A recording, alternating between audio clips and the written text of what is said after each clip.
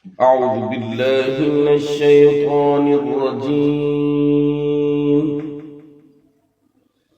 بسم الله الرحمن الرحيم.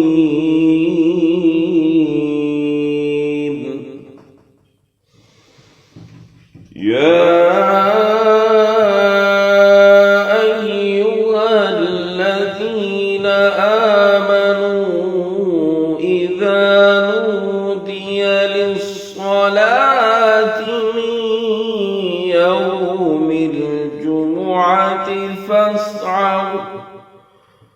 فاسعوا إلى ذكر الله وذروا البيع ذلكم خير لكم إن كنتم تعلمون. صدق الله